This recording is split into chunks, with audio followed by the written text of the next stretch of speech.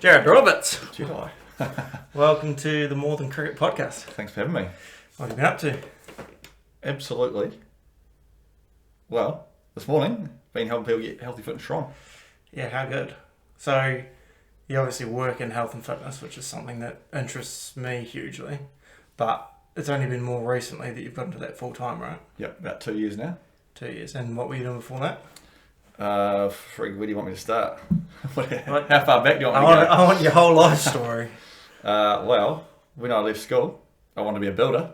Yeah.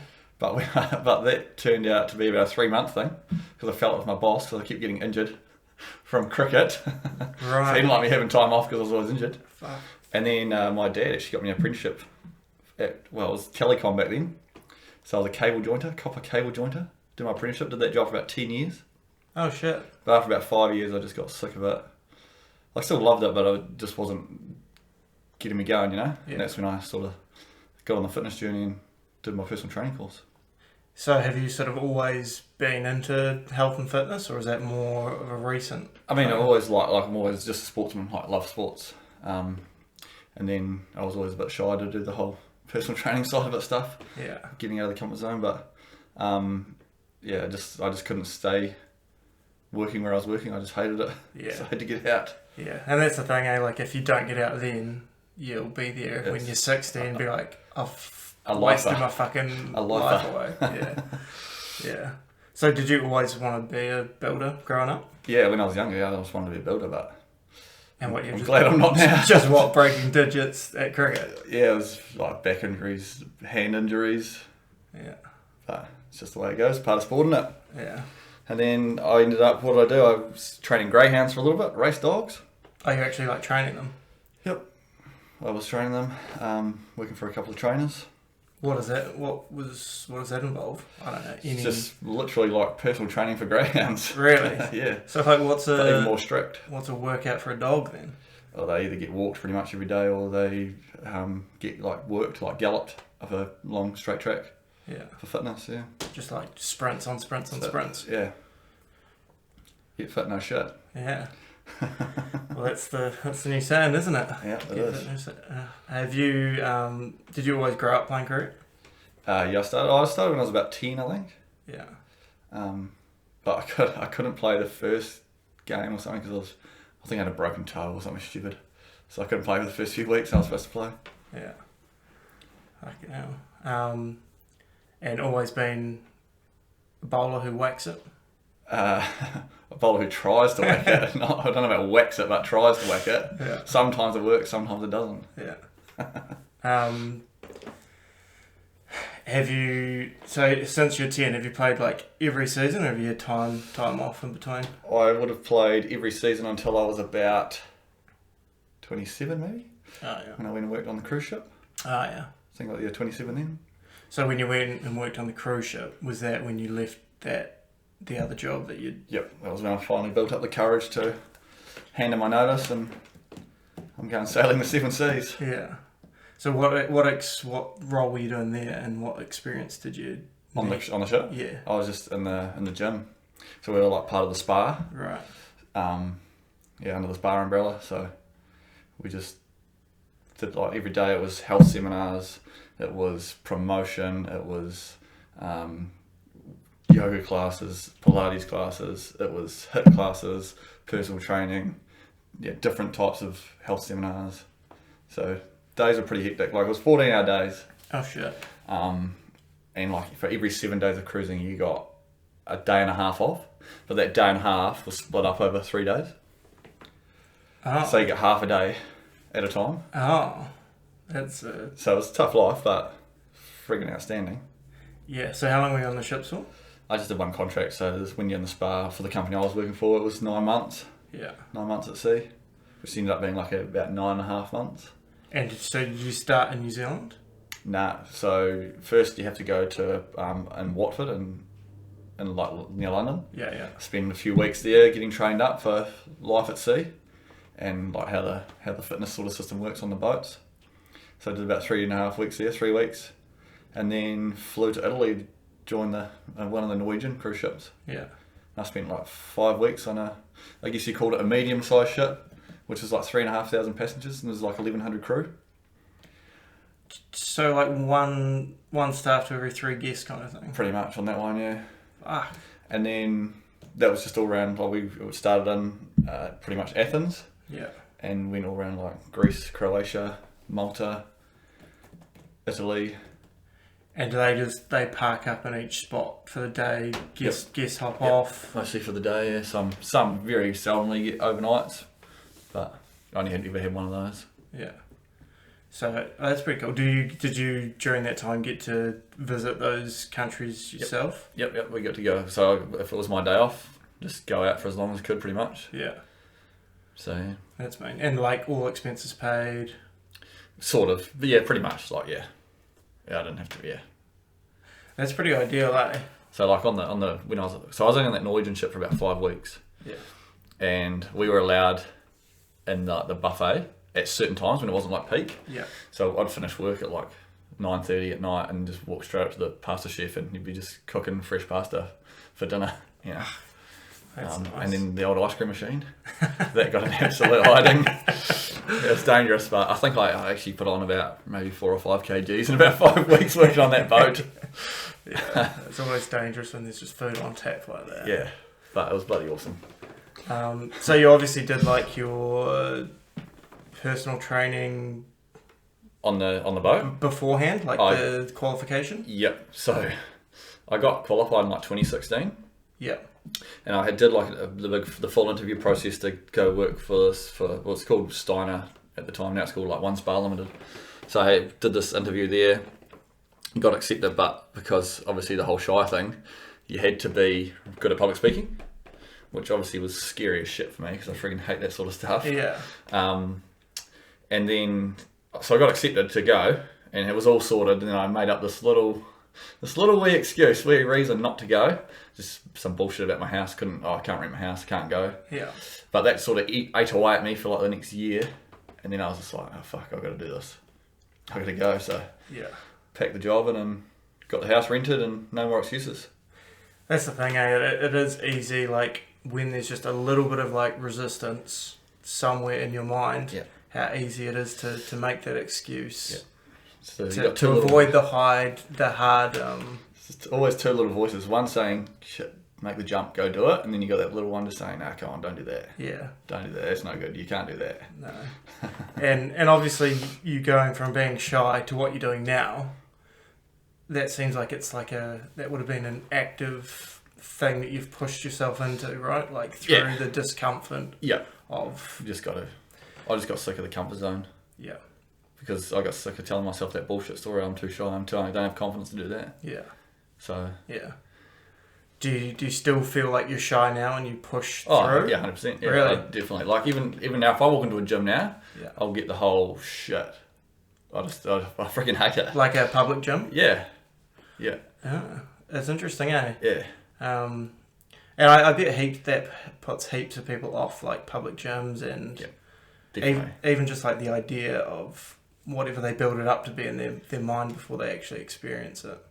Yeah, it's scary equipment, scary fit people. You know, always feel worried about how they look or whatever. Yeah, I was just worried about looking like a dick. I didn't know what to do. I hated people looking at me. Yeah. That's literally put me off joining a gym for like 2 years when I left school. Yeah. And is that something that's... obviously you have your own business where you train clients from home. Yep. Is that one of the reasons you did it? Just so people feel more comfortable and... Yep. I set up my garage at home purely as a gym just to help people who did not want to go to a gym. Yeah. Yeah. And that's all, like, have you always wanted to help people? Like... Yep. Yeah, but I probably didn't know it at the time. But like, I don't know, maybe a couple of my videos I've mentioned about my grandma was a nurse, so she worked in a rest home. We used to go there quite a lot as a kids, and I absolutely hated seeing old people struggle.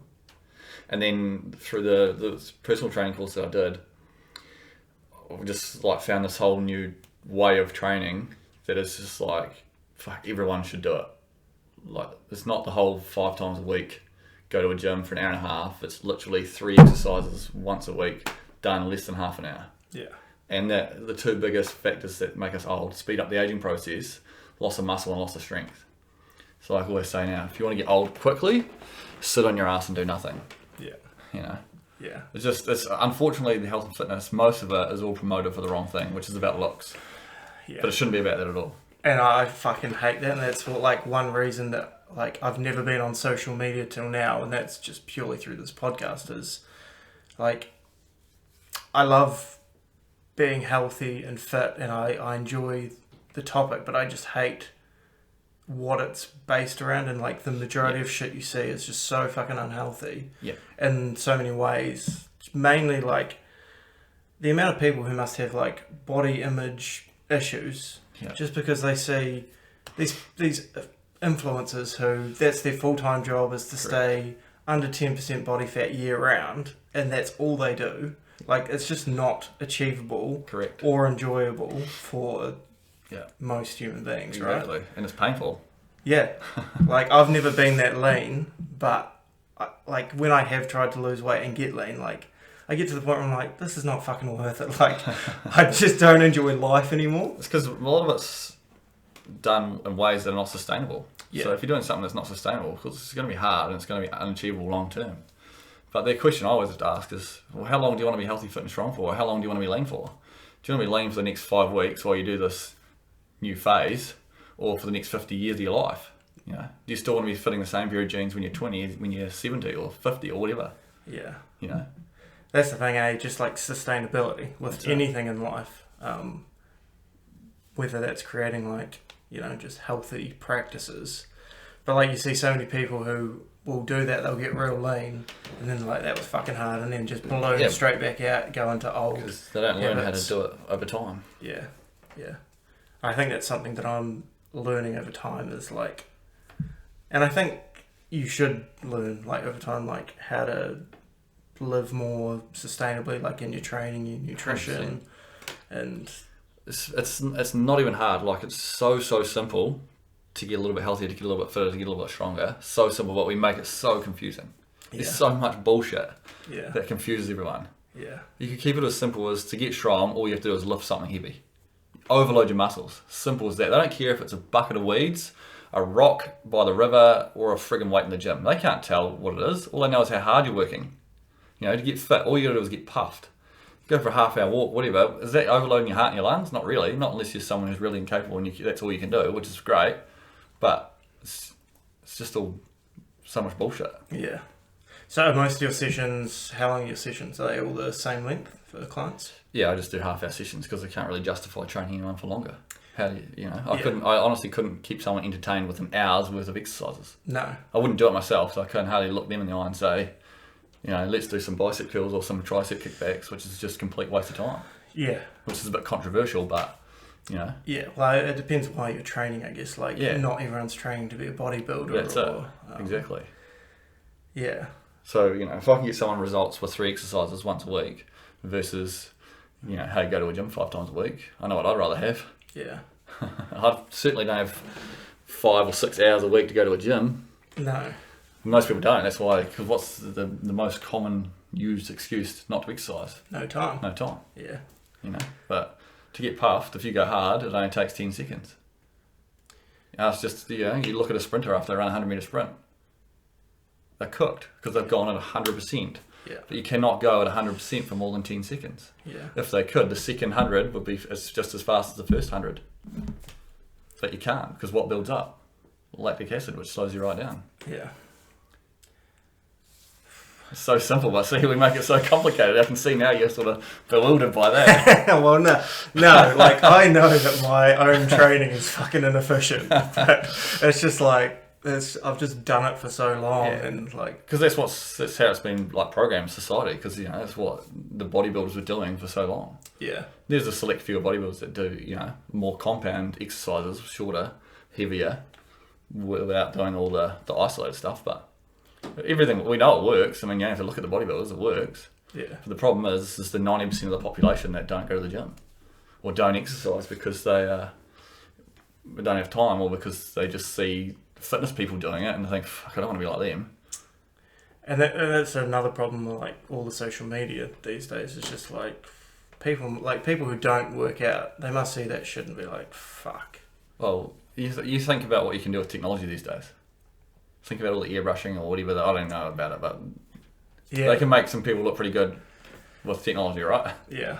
You know, and what's it all about? I know. I don't know how people just sell their souls and can mislead people into selling shit. It just comes back to your integrity, I guess, and what your values are. But you know, it's a whole other story. Yeah, it really is. But you know, I don't know. I guess it's the sort of industry where if you genuinely do not give a shit about people, then you're probably never going to succeed. Yeah. Unless you've got the big following where you're just selling programs, supplements. Yeah, I mean supplements is another thing. You're not huge. I know you're not huge on supplements at all, right? I don't touch any supplements. No. Nothing. Not one. No. I have in the past before I sort of learned a bit of science and common sense. Yeah. What about something like what's your views on like magnesium? Well, the advice I was given was like, do you like nuts? Are they quite high in magnesium? Magnesium's in nuts, you know. What do you think's better for you?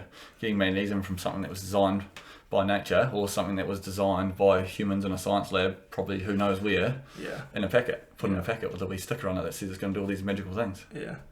You know? Yeah. Do you teach much nutrition to clients? I'm not a qualified nutritionist, but I just obviously learn a lot about it and educate them in ways that can make it simple so that they can understand it as well. Yeah. But like, it's just basically the more you learn about anatomy and physiology and applying that and putting that together, the more you can sort of sieve through the bullshit around what's going to do what and what's not. Yeah. Yeah. Yeah, so you're a firm believer in getting all your nutrition through whole foods. Just through food, yeah. Yeah. And what do you teach clients around? So a client comes to you, they want to get fit, they want to lose body fat. How what do you teach them around like their calorie intake or the foods they're eating? So there's heaps of diets out there, right? If they all worked, why is there so many? But all diets have got one thing in common, and they all do one thing, and that's to restrict your calories. Calories in versus calories out. Yeah. So if that's the case, all we have to do is eat less of the food that we're eating, and that's how you get less calories. So that's why you can still have your chocolate or your cheese or whatever and lose weight. It's just the amounts. If I told you to have 2 kgs of chocolate or 2 kgs of apples, people say apples are good for you, right? And chocolate, you can't have chocolate, too much sugar, it's bad for you. Yeah. But if I eat 2 kgs of either of those, how am I going to feel? Pretty shit. Pretty shit, right? Pretty sick. So it's not the chocolate, it's not the apples at all. What does it come down to? The amount, doesn't it? You know? But we obviously need food from the ground because that's where we get all our nutrients. Yeah. Energy, vitality, health. But that doesn't mean I don't eat chocolate, because I'm a chocolate king. I freaking eat chocolate just about every day. But I just don't eat the whole block. Yeah. Sometimes I might, but I'll know that I'm going to burn that off so I don't get caught up in it. It's just food. Yeah. Yeah. You can't get fat overnight by eating, a block of chocolate or a packet of Tim Tams. You're not going to get fat just because if you do it every day, guess what's going to happen? Yeah, that's the thing. We just confuse it. Yeah. Have you spoken to, do you have some bigger clients, on the bigger end of the scale? Yeah, I've trained. Yeah. Have you spoken to them at all about the mindset or how they sort of got to that point in their life? I guess that sort of comes down to when we're first initially chatting on that and what the goals are and stuff. You can sort of piece together what's been going on, but that's also relying on people being honest. Yeah. But you also, one thing, they've got to be honest with themselves, and you've got to be honest, with other people. But it's just making slow changes to change that mindset. Just sowing. You just got to sow little seeds to to make that change happen over time and to be able to stick to. Yeah. For example, let's just say you love alcohol and you have 10 beers a night. So the first thing is, okay, how about we just make that 8 or 6 or whatever, or get it down to 2. Or if you like Tim Tams and you have a whole packet a night, well, let's go, okay, instead of having the whole packet, how about we just have 3 or 4? And small, you still have your stuff that you like. But if I said to you now you can't have your Tim Tams or your beer, what do you want more of? Exactly. you just want the whole lot, right? And Yeah. that's what happens. We go on these really strict diets, restrict our calories heaps, and then after 2 weeks, it's like, oh, piss on this. So you go back to your normal eating or whatever, and then you just binge. Yeah, that's the thing, eh? Like, it's something I need to remind myself all the time, is like the importance of small steps. Yeah. Like, quite often I've got these grand ideas in my head, and then I look at the big picture and it becomes too overwhelming. Yep. Whereas if you break it down into those smaller steps, you're like, oh, I can achieve that, and then on to the next step, on to the next one, rather than fucking eating the whole thing at once and going, I'm cutting everything out, doing everything perfectly, and it just becoming so Well, what's the best way to eat an elephant? probably not in one go. So one bite at a time, isn't it? You can't just take one big bite, can you? No, exactly. One of the best ways I've heard of describing that is like the gap of where you are to where you want to be. But if you look at the gap, it's like, oh shit, how the hell am I going to do that? But that's where those wee steps you put in place in the middle, and then eventually, boom, you're there. Yeah. Because you can't just, you're not going to lose 10 kgs in 1 week. No. We all seem to want the quick fix, but unfortunately, it's not a reality. You don't gain 10 kgs overnight. Yeah, that's the problem as well, eh? Like, coming on slow. But that's the other thing with like getting bigger, is I think it's important to have like self checks, like, oh, I look like I'm getting quite big here, and then like just having those limitations on yourself and being like, oh fuck. Well, that's sort of what happened to me. I was sort of got comfortable in a relationship, and we actually split up, and then I remember looking at photos when I was with her, and I was like, holy shit. Looking at squishy bits hanging out of my shirt. I didn't like that. Whether people say that's right or wrong, I don't really care, because it's up to me. Yeah. And I didn't like it, so I changed. Yeah. And that was literally just, it was actually her that sowed the seed to become a personal trainer. Right, yeah. And that's when I reached out to an old cricketer from East Shirley, Steve Barry, CEO in the fitness college. Oh, right. Yeah, so And that's how that started. So that's where you did your qualification through? Yeah, through Max, yeah. And how long did it take? It took me about a year, just over a year. Oh, about a year, yeah. Yeah. And that's the other thing about the industry. Like, I always see these ads for like City Fitness, like become a personal trainer in 6 weeks.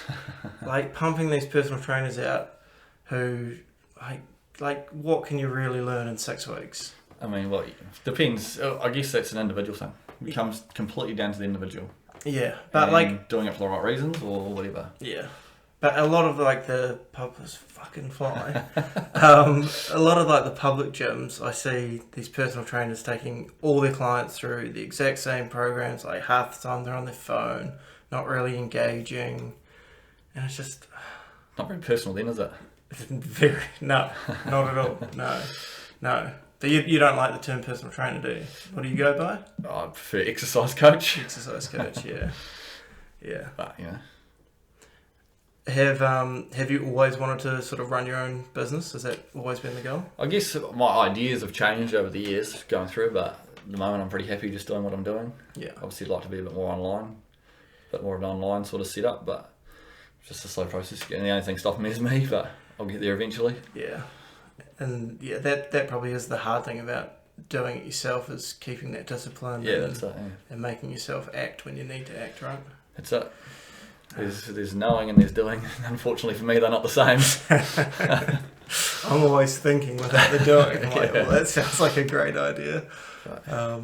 I mean, that's why even just starting this is just like a small step. And yeah, that's it. That's what we just said before. You got to start somewhere. Yeah. What's the old quote? Every champion was once a beginner. Yeah, you're not wrong. Yeah. And then obviously you're huge on mindset as well, right? That's the biggest. Yeah. 90%.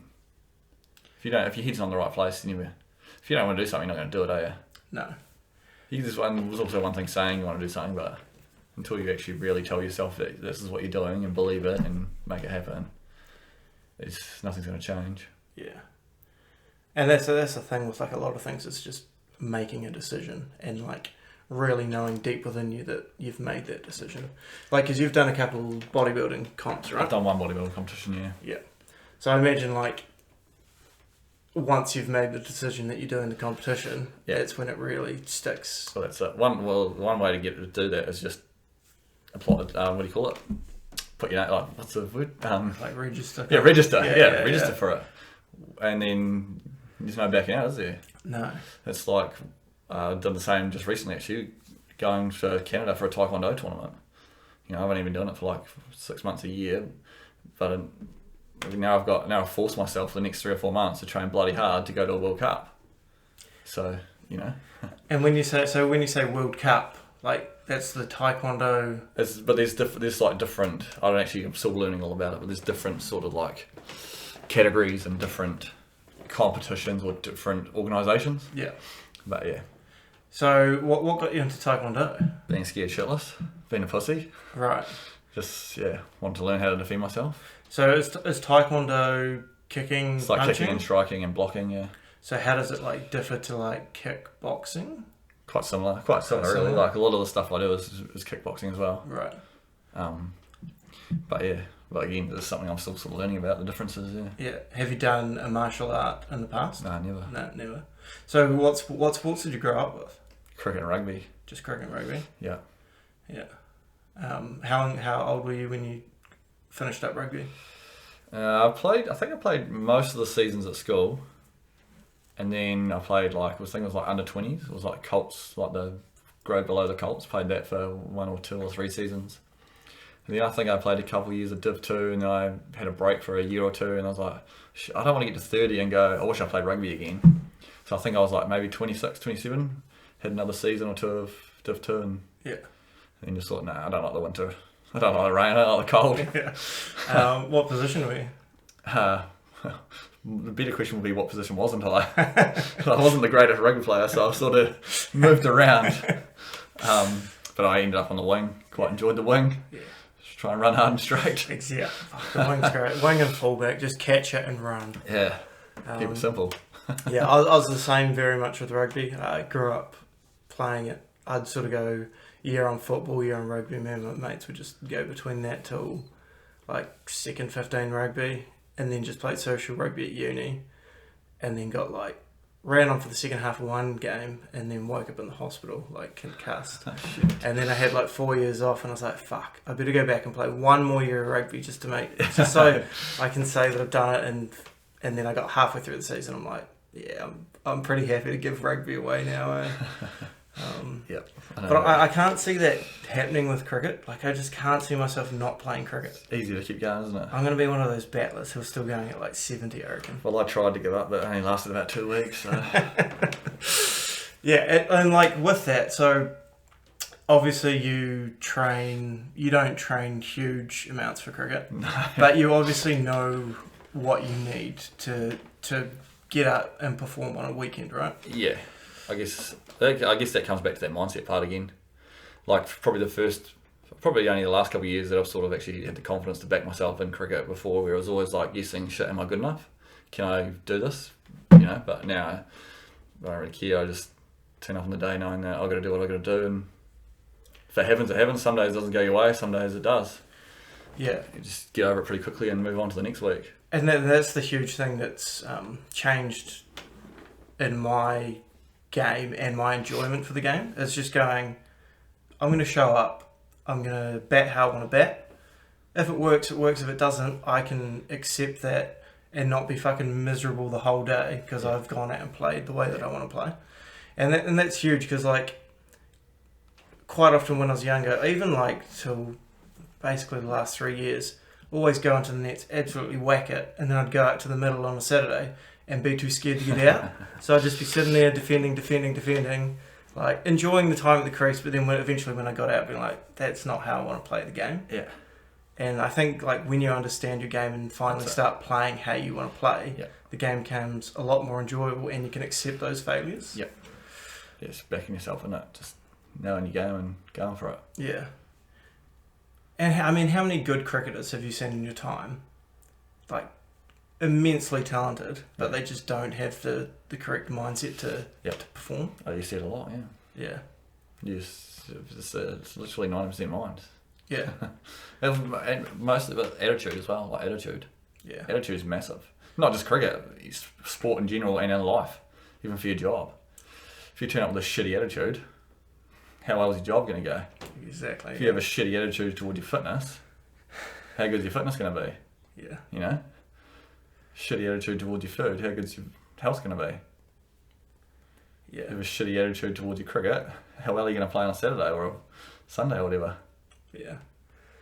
And I think mindset's like a thing that people get a bit funny about. Like sometimes when you talk about mindset, people are like, oh fuck, here we go. You know, like I feel like it can have a airy-fairy sort of shit. Yeah. Whereas in reality, like, I don't think that's the case. No, unfortunately, like that used to be my thoughts as well. Like, you don't need to worry about that sort of shit. But it's everything. The way you talk to yourself, like your self-talk, massive. And not just sport, everything. Yeah. You know, how you get up in the morning. If you get up telling yourself that you hate your day and you feel like shit, guess what? You're going to have a shit day and you're going to feel like shit all day. And it's not something that's taught. Like you. No. I don't know if it's changed in schools now, but when I was in school, it definitely wasn't a thing. I'm hearing you. You just taught to get a job. Yeah, exactly. You're not taught to learn something that you're passionate about. No. You're forced to do certain subjects because, well, if you don't, well, I don't know what happens, but you got to do. It's like, you know, it's the same thing with uni and that. People go study something that their mum and dad told them that they should do, or that they get sort of pushed along, and then 2 years later they go, oh, this is shit, I don't want to do this anymore. And it's 2 years you can't get back because no one's spent, not everyone, but most of the time you're not getting told, chase your dreams or go out and do something that really gets you going, gets you excited. Yeah, and like that's something I've always struggled with, is just like, I'm like, I just can't work a normal job and be miserable. Like I'm like, fuck, what's the point? I used to drive to work almost dry reaching because I hated it that much. Yeah. Like that's literally, it was just like... Yeah, that's horrible. I remember actually my first job, I was working in a lolly factory and I was there for about 2 weeks and I was just having nightmares every night. Like I'd go to work, just hear this machine rumbling all day, and then I'd go to bed asleep and just dream about it. So it's like I never got a break, and it's just punishing, absolutely punishing. Yeah. At least you got to go through these things to know. Yeah. That's why people say, I don't know what to do, and that's the best advice that was given to me was go out and do some shit. Yeah. Just do heaps of stuff. If you don't know what you want to do, go out and do something. Yeah. Eventually you're going to come across what you really want to do or what really gets you going. Something you can be passionate about. Yeah. Because if you're passionate about it, you're more likely to do it. So the path you're going down now, obviously training clients at home and things like that, do you have like a bigger goal in mind, or do you just... The bigger goal at the moment is just to be more online. Yeah. To help more people. Yeah. Just not necessarily help one-on-one, but just to get the message out there better. Yeah. Just to get the message that you don't have to kill yourself in a gym. You can literally get fit fast, you can get strong fast. You can still eat the food that you love. You don't have to do anything ridiculous. You know, just pick a weight, pick a size that you want to be, and just forget about the whole weight loss thing. Forget about the looks. Get healthy, get fit, get strong. The looks and the health will take care of itself. Yeah. The byproduct of a healthy, fit, strong body is a good-looking body. Yeah. But and also the message, like, no one's ever died because they have a fat bum, fat ass. No. You know. But if you're inactive and you're not pumping good stuff through your bloody arteries and your veins and your brain, you're missing out on half the benefits of, you know, it's literally a medicine. Yeah, and I think like switching that mindset between like looking healthy and feeling healthy is important. Like if I feel good, like I'd take that every day over 100%. Looking good. It's how much energy do I have? How do I feel? Do I like what I see in the mirror? And you know, that's what you go by. Do my clothes fit how I want them to fit? Yeah. It's not as simple, but we just overlook it. Yeah. So outside of your own personal training and nutrition, is there any other health protocols you follow? Like, do you regularly sauna or anything? Nah, saying that, I did go for one this morning just to try and loosen up a little bit for the weekend ahead, because just a bit extra recovery. But I try and stick away from having really firm, like structure. No, strict beliefs, like, you know, because that's where it can affect the whole mental side of things as well. It's like running an hour every day, and is not necessarily healthy, or going to a gym and training, never giving yourself a rest that's not healthy either. Yeah. You know. Yeah, and that's what I've always struggled with. Like, I struggle to take the days off, even though, like, I know I'm better to take that day off than training. To take that day off for me is just fucking hard. Like, it's hard. Yeah. So, like, I never have a day off. I always do something, but could be just getting puffed. Yeah. Which takes 10 seconds. Yeah. So I never miss a day of exercising, but do I train ridiculously for long periods of time? No, never. I never train for more than 20 minutes. Yeah. Except for when I'm doing my taekwondo, but that's a lot slower and practicing and learning and understanding what's going on in the body. Yeah. But, you know, and that's obviously more the sports side of stuff. But for the average Joe that just wants to get a little bit fitter and a little bit stronger, it's so simple and so fast, but we just make it so complicated. Yeah. So what was the thing that actually got you into Taekwondo, other than just doing it to try something? What was it that Taekwondo had the appeal of over? My coach. Right. He's one of the other owners of the fitness course that I did. Oh, okay. Okay, man. So yeah, he's a bloody inspirational bloke, and they've helped me out so much in my life, getting me stuck out of a job that I hated and doing something that I love. So I travel. That's why I travel down. I live like down Cromwell now, so yeah, that's a travel down big there commitment, once a month to do training with them. It's just like, I can't put a price on it. It's just invaluable. Yeah. You know. Yeah. Is it something you think you'll stick with long term? At the moment, yeah, definitely. Yeah. Yep. Any other practices or anything you've thought about getting into? Like in terms of sports and fitness? Yeah. No, I've always said that once I finish cricket, I'll start playing tennis. Tennis is so good. You look like a tennis player. I don't know why, but you just look like a tennis player. I always say if I was young again, I'd just start playing tennis, not cricket. So I love tennis. Yeah. But I don't know. I haven't been able to give up the cricket yet. Yeah. Are you like? Have you always been passionate about cricket? Are you passionate about cricket? That's a good question. That's a tough question. I don't know. I love the hanging out with the boys, being with the boys. I love the camaraderie side of cricket. I love the challenge side of it.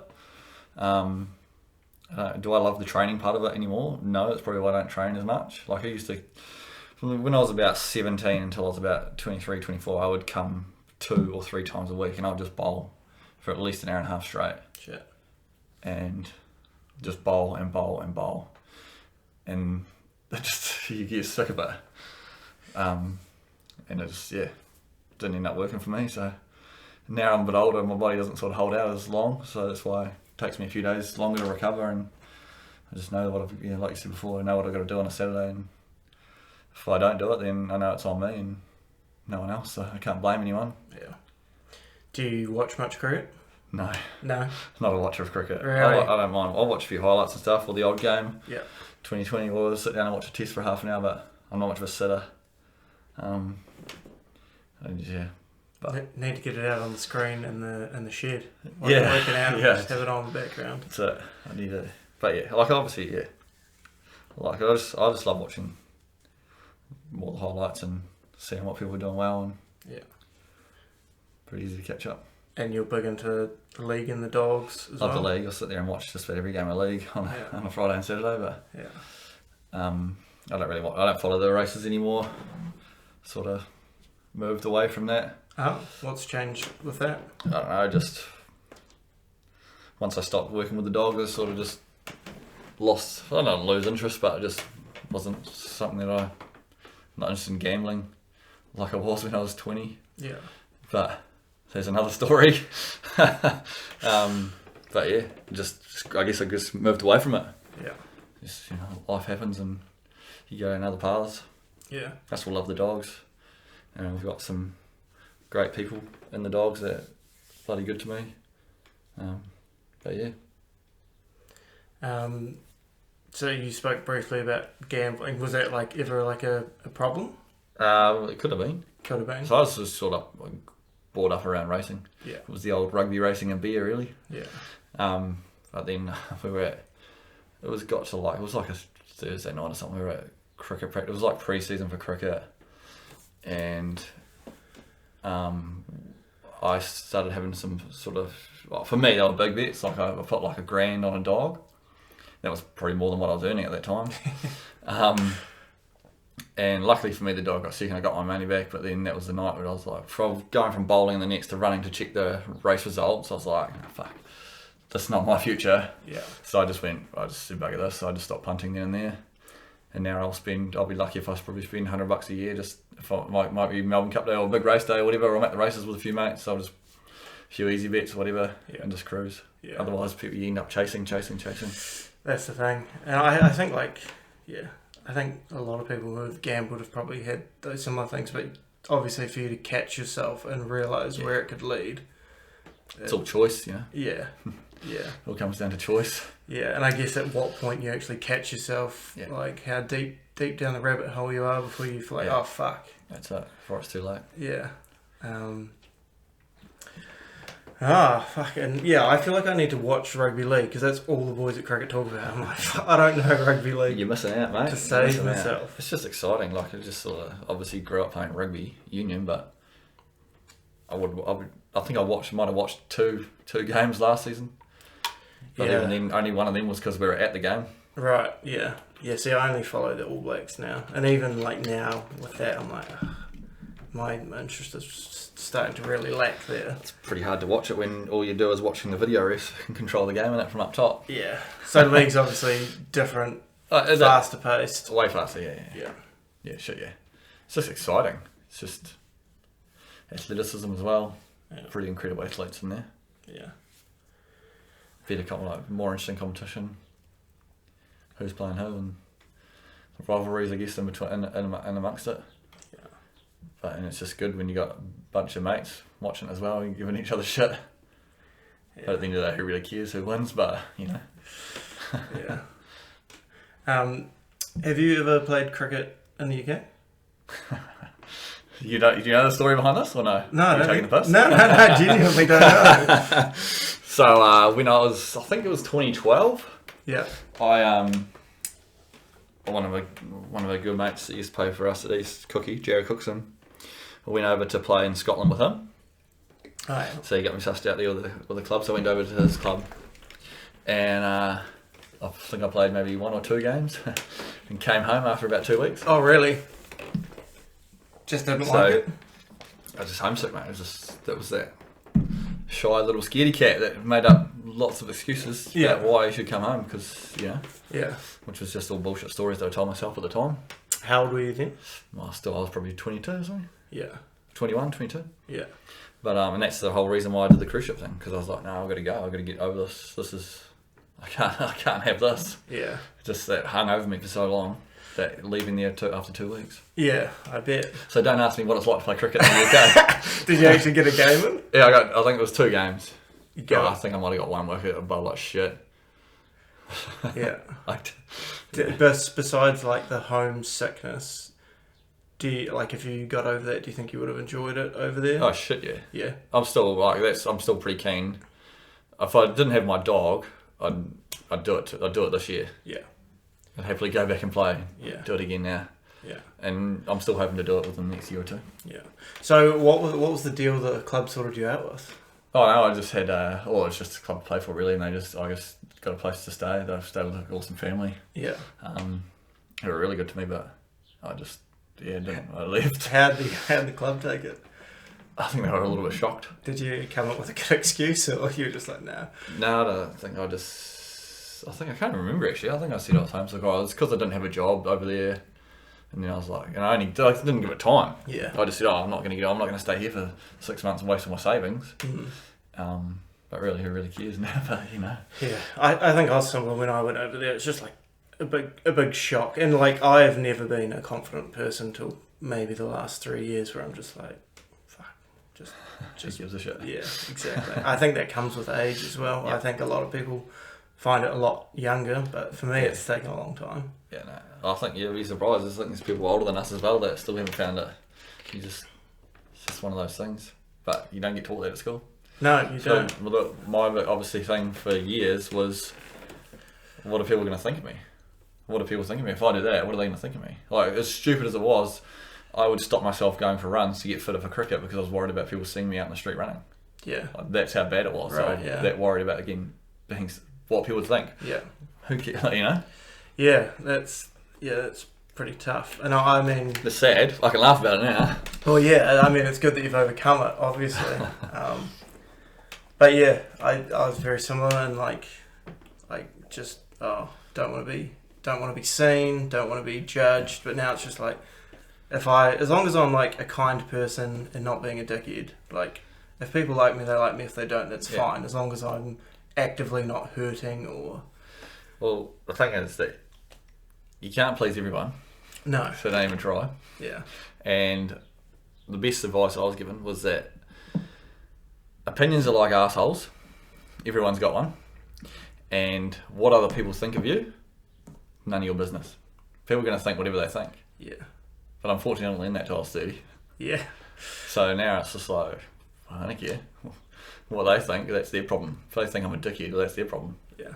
If they think I know nothing about fitness, well, that's their problem. If they think I know nothing about whatever, that's not my problem. I don't care. Yeah. I think I'll lose sleep over it. No.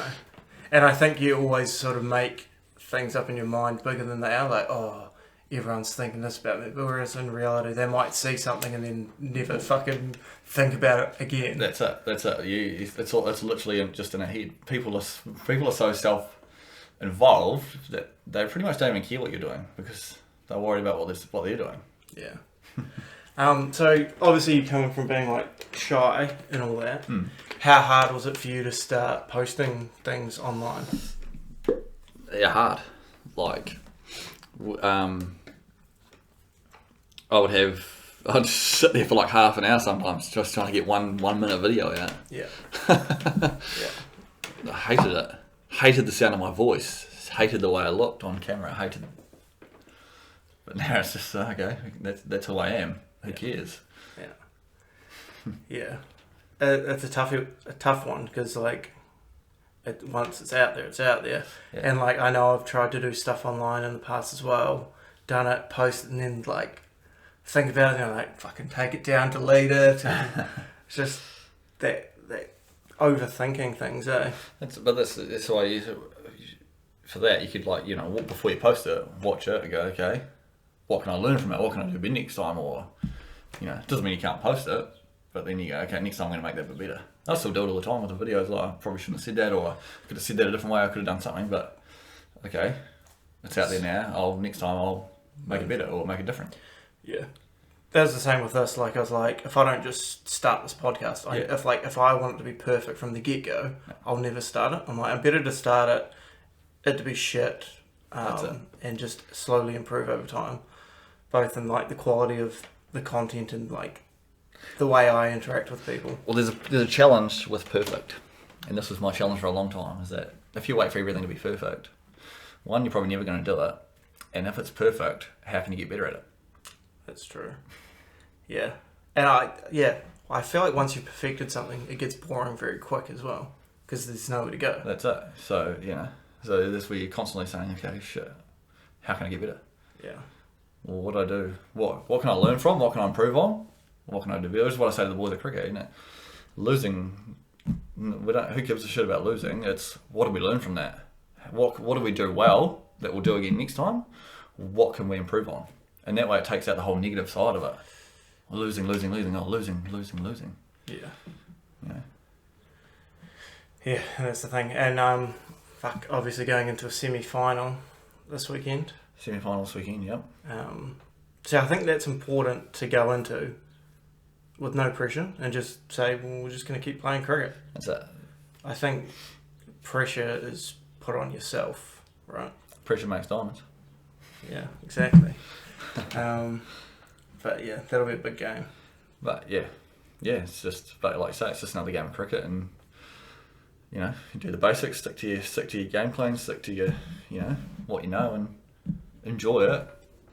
The result will look after itself, but someone's going to lose. Yeah, I think that's something that I'd like to try and do with the club more next season is work around the mindset, because I think there could be the biggest jump. Like I've said so many times, there's guys in that Div 2 team who are more talented than I am, but they're just not scoring the runs, and it comes down to... It's the attitude in head game. Yeah. That's all it is. Yeah. That's what I've said now for the last couple of years. There's guys that are way better at cricket than me, way better bowlers, but you gotta know that yourself. Yeah. Yeah. It's hard to instill that in people, eh? Yeah, until you believe it in yourself, believe it for yourself. It's hard to, that's why before the game on Saturday, well, that was sort of partly what that was all about. It was just, you guys have got the ability, you just got to do it. Yeah, that was a fucking good speech, eh? That was so good. So good. And I think that's something guys need to hear more regularly, is like their strengths and things like that. Yeah. And that's something I was thinking about the other day, is like, even with like our prize giving and shit, I hate how the prizes are like top run scorer, like it's going to be one of the guys playing Div 3 cricket who are playing well below their standard. There should be top run scorer, top wicket taker, whatever for each team, because like guys need to be recognised for their efforts, and like it's not only that, but it's like in the future, if they're down on confidence, they can reflect and be like, fuck, there was a season there I was top run scorer, like I am good enough. Like it's just another like tool to reflect on. Yep. But I think I said it to you the other week, cricket, it's the confidence account. Everything that's happening is either building confidence or pulling it down. Yeah. And it's little things like that, that you start doubting yourself, but you shouldn't, but we do. Yeah. But then it comes down to what you've learned and what you know to quickly knock that one on the head and move on. But you're right. Like, it's the whole thing now we're getting a little bit soft. Like, we'd rather just be given the trophy rather than earning it. Yeah. But unfortunately, it doesn't work. Like, prime example was, like the whole through the belts in the taekwondo. Like, you got to go through each thing to get to the next one. You can't just turn up and say, "Give me the black belt." Yeah, I feel like I deserve a black belt. Hand it over, yeah. That's it. But also acknowledging performance makes people want to do better as well. Exactly. If there's a carrot dangled at the end of it, but now it's just like, here's a certificate, you participated. How do we certificate? What does that teach you? It doesn't teach you hard work to get the result. No. That just teaches you to be. Exactly. Yeah. It was like when I was playing cricket in the UK. For the Saturday team, I was averaging 9 with the bat. Could not buy a run. On a Sunday, I was averaging like 120. It was against like 12, 13-year-old and like 60-year-olds. And these guys were like, when a 12-year-old's bowling to me, like, "Oh, don't whack everything." And I go, if he bowls a shit ball, I'm going to fucking whack it and tell him why I whacked it. When he bowls a good ball, I'm going to tell him that's a better area. Because he's going to learn when I fucking whack a bad ball, that's a bad place to bowl. And when he bowls well, I'll tell him, well bowled. But if I block everything, he's going to think his shit balls are good. And I'm like, that's not helpful for anyone. That's part of the whole learning process. It's literally getting beaten up. Yeah. And then come back harder. Yeah. Or getting smashed and over. Then come back harder, or whatever. Or getting 2 golden ducks in a row and then going, okay, I've got to really fight out of this. Yeah. But it's just a mental game. You've scored 100 before. Okay, I know I can score hundreds. What's going on with me at the moment?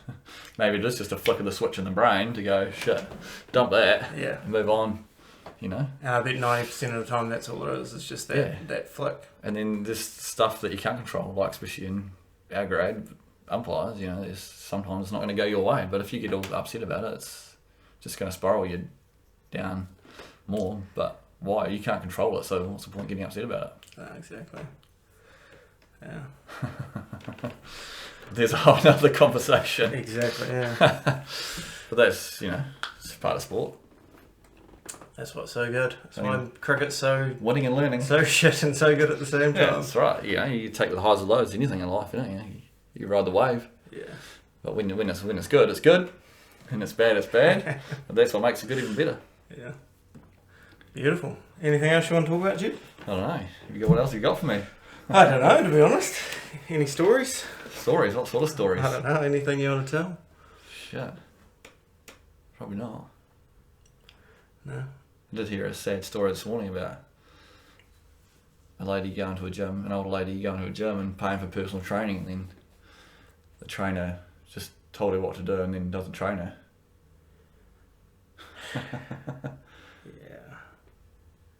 I bet that happens way too often. I don't know, mate. So, when was the last time you like trained in like a public gym? Do you at all? No, not anymore. No, I did it. I worked for one of the council gyms for a little bit. Just not as a contractor, just as a employee. Yeah. How was that? That was good, great for learning. Yeah, because there's different heaps of like lots of illnesses and injuries and stuff, surgeries that people have had. Yeah. So you learn a lot about that stuff, but yeah. No. Bloody good. Should we call it there then? Call it quits. Beautiful. Thanks for coming on. No worries. How good.